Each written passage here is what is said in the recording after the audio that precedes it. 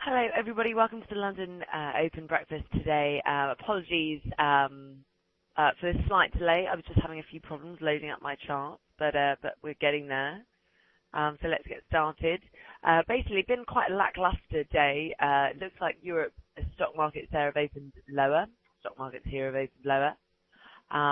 And we have got an important week coming up. Obviously, those of you who are kind of into the more fundamental side of things will know that Ben Bernanke is testifying tomorrow and Wednesday to Congress in the US, and that is going to be an important one. That's going to be a key driver of markets. Because remember, we did get the oh, there we go. Charts just started to load. That's good news.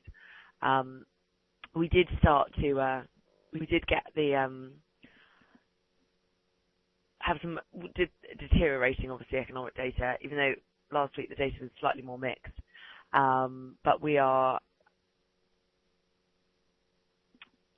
there have been a few things have been just quite unsure where things are going. And I think the markets, kind of in the absence of anything else really, are sitting there and looking at, what could drive future direction, maybe to the upside, rather than, we know there's a lot of stuff out there that can drive direction to the downside. And in that sense, the upside direction could be driven by QE maybe, even though we've seen that have less and less of an impact. So just to start the day off, obviously starting a new week, just let me just pull up one of my charts I'm going to look at. Great, let's take a look at this. So as you can see, this is Spanish 10-year bond yield. I'm just looking at where that is as we start a new week. Bounced off its lows, moving higher, well off the 7% high though. So it looks okay, even though it's a little bit worrying that it hasn't really been able to fall meaningfully back to that 6.5%. So that's where we start, where things aren't crisis mode. But equally, they're not overly healthy either. Right, now the other thing I want to look at is another chart, which I'm going to introduce to you guys, because I'm not sure I've used it, so I haven't looked at it for a while. Bear with me a moment. Right, so you should be able to see this now. This is the gold-silver ratio. Hello, apologies for that. Hotcom seems to have just cut me out there, so just bear with me one moment. And I'm just going to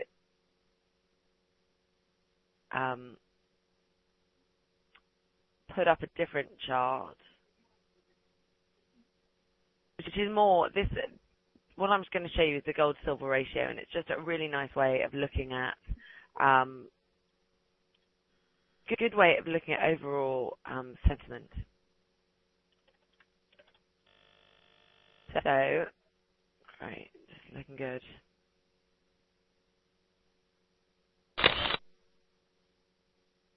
Okay, this is the gold-silver ratio, so you should be able to see this. And the reason why I'm showing it to you is because it's a good way of detecting sentiment in the market. So what we've seen before, so this is going back 5 years, so when the ratio tends to spike up and move up very, very sharply, that suggests real stress in the markets and a big sell-off for risky asset classes. Likewise, that happened back in 2008. If this chart was slightly longer, you'd have seen it happen in 2000 as well. But what we've seen is obviously then when it dips lower, that suggests you kind of getting to the end of your cycle. And since then we've been kind of moving higher. So it does suggest that the recovery that we saw post the Lehman Brothers crisis ended in the first half of 2011. And since then we have been kind of getting progressively worse, or the economic cycle's been getting progressively worse, or getting deeper into a more contractionary territory. Now, the reason why is that silver is a very industrial metal. Gold isn't. So if you, when you're looking at the gold-silver ratio, when silver is really coming off very, very sharply and gains in gold are outpacing those in silver, that is when your ratio moves higher. So obviously when your denominator is getting smaller, your ratio is moving higher, and that denominator there is silver. So that's the main reason why the ratio is climbing up. Now, not really at particularly worrying levels at the moment. I would say that if we were to break out of if we were to head up towards this kind of 50-60 mark, that would be because if you look here, so back in 2010, during the crisis, the Greek kind of crisis, when that first reared its head, if you like, this level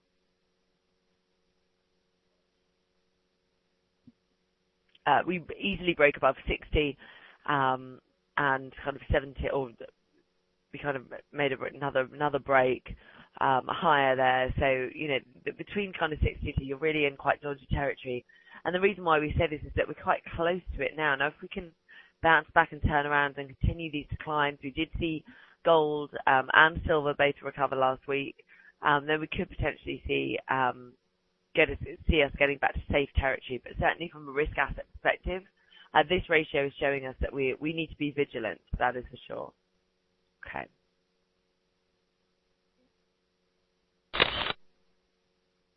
All right. This is euro dollar. Let's get on there. There's a lot going on today. Someone's just asked a question: if Finland and Spain come to collateral deal today, do I expect much market reaction? To be honest, I probably don't.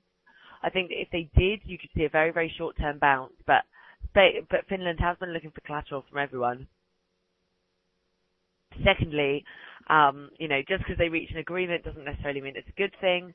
But however, it does release some uncertainty that they won't get the money. They obviously need to get the collateral deal to get the agreement. So I think if anything, a very, very short-term, tiny little bounce.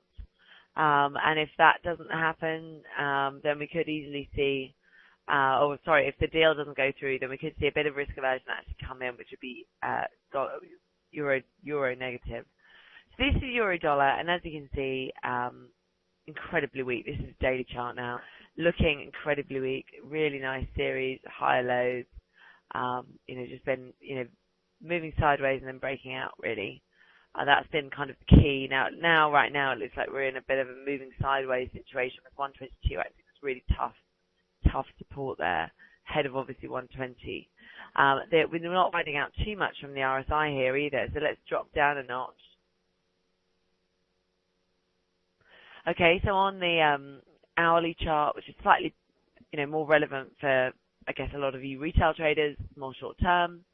As you can see, founding very good support. Now the green line there is my 55-hour moving average, just around 122.10. Again, it's been like trading in a really tight range between kind of 122.20 and 122.70 today. 122.70 seems to be the high for now. But there is obviously very good resistance at 123, which is the 200-hour moving average. So we're really oscillating in there. That's been kind of the key, or the key range that we've been working within.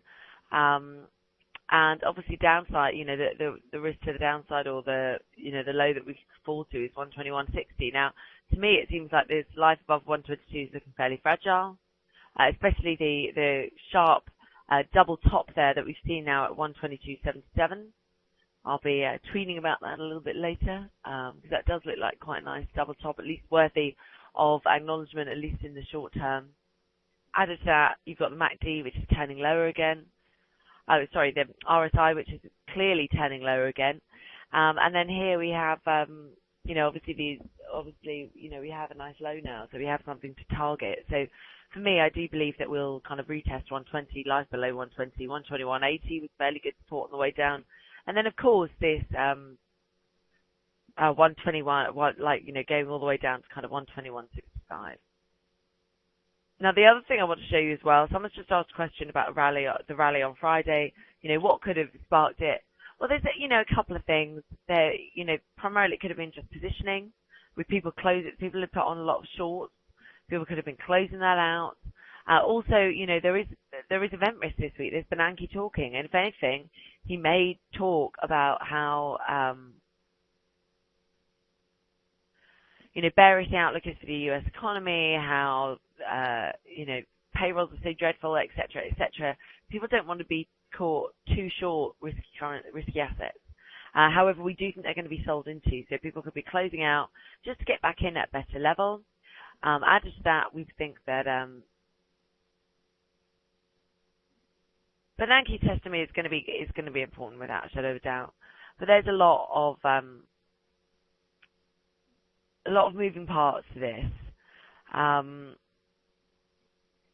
that's kind of, I think what my job is, and certainly everyone who trades should be looking at is when do the changes in theme or overall tone change, and I just don't see that, which is why we're still looking to kind of sell on rallies really. Likewise, Euro Yen. Again, Euro Yen obviously now one of the most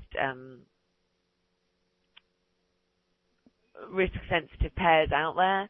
As you can see, again, rejecting the area around 97, above 97, now kind of hitting a bit of support really at 96.50. That's going to be a really key level for the short-term direction, not just of Euro Yen, but of overall kind of risk safe haven assets, because this pair is just turning into a proxy for risk. So you're looking at 96.50. I'm saying, oh, hang on a minute, that support, that's held once, twice, maybe three times.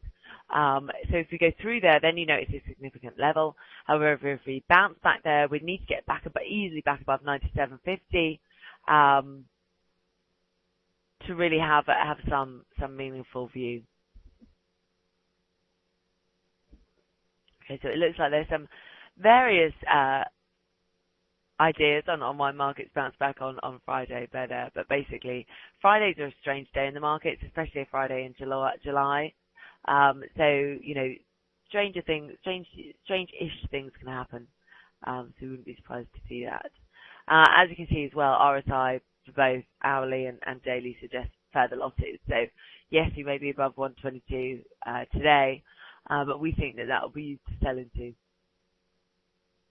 Okay, the other thing I want to look at is sterling. Sterling had a really nice week last week.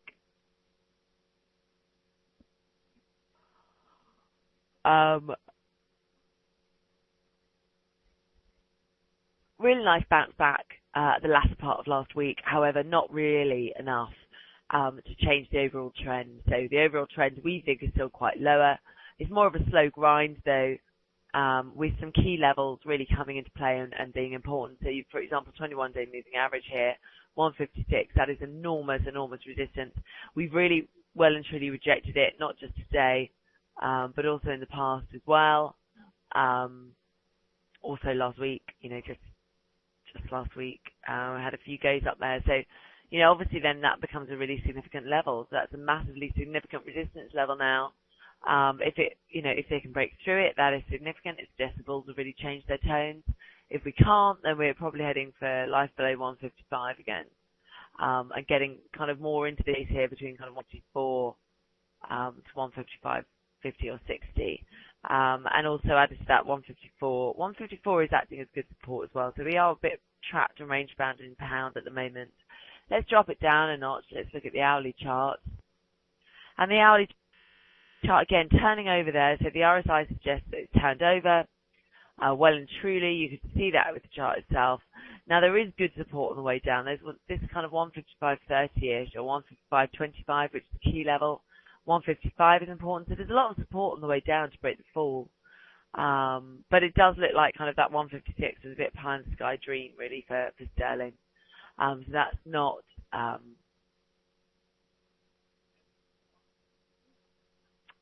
not a fantastic sign for sterling. Go back there, you can see it. You could see this has been kind of a typical pattern. Okay, the last thing I want to look at today, sorry guys, but I really have to go. I have a meeting the other side of the city in about 15 minutes. But Euro sterling, people have been asking me a lot about that. How far could it go? What's going on? As you can see there, already reached kind of multi-year lows below 79. It seems to like the air down there. The RSI is pointing to kind of a slight decline. Or a more steady decline lower, looking at it from an hourly perspective. And as you can see, just picking up a bit of steam, we are finding support around 78.50. So there is something to break the fall there. But we're moving sideways. We're not really rallying on this. The upside is 79. Say 79.10. You can see that here. That's nice resistance there now. There's obviously a cluster daily moving averages as well. So it does seem there's a lot of obstacles there to trip up someone going long euro sterling at the moment. And we actually think, it wasn't our base case that there would be such continual declines in this pair, and for them to be so sharp. So we are a little bit shocked by that, I think, purely because we thought sterling was looking slightly oversold relative to the pound, relative to the euro. Added to that, it's gone so far as it's such historical lows anyway. But it doesn't seem to be the case. It seems like we are, happy to continue to decline. So where do we go from here? Well, as I said, 79, very much good resistance now. If we bounce back, we think that would be used to sell into. And then thinking about going lower, we're going to have to kind of look at the longer term charts here. And, when you look at longer term charts here, kind of levels that you target are always a bit difficult. They're not very exact. But kind of 77, so we're, 77.50 would be another big one, which is kind of this level here, ahead of almost 75. There isn't too much there in the way. Someone's asking for my euro-dollar intraday strategy for today. Well, as I said, 122.70 does seem to be the high, so I would do it very much as a sell the rally type of strategy. So I'd be looking to sell probably on any move in the short term back towards 122.73. I'm not necessarily going to get in right now because we're smack bang in the middle of a range, and I don't think we're seeing anything going on. So my strategy is to sell when we get to 122.70, and maybe even 75. I would put a sell order out there. I'd probably have I like to have kind of 2-to-1 risk, so I'd probably have 100, targeting like about 150 pips. So targeting kind of a move down towards 121 to 75-ish. And then I would or even 21.25, sorry about that. And then I have, at least kind of a 50, 70 pip stop. So probably have my stop on the upside around kind of that 123.50 mark. And the reason why I've chosen those, I haven't just picked them out of nothing. So 123.50 had been kind of a big resistance level. As to that, looking lower, we've got the RSI. My justification is that the RSIs don't look oversold. I think there's a nice double top there now at 122.75. So that would be where I sell. And I do see kind of further declines, at least to where we were last week. So that to me is the kind of the key thing. I wouldn't necessarily jump in right now. I'd wait for a better setup than what we've got right now. Okay, everyone, that's going to be it from me. Apologies for cutting this short. Added to that, I am going to be out now for the next week. So there isn't going to be a London Open breakfast this Wednesday, Friday, or next Monday. The one after that is a week on Wednesday, so that's my next one. So please do join me, and thanks so much for coming, and good luck trading this week. Bye-bye, everyone.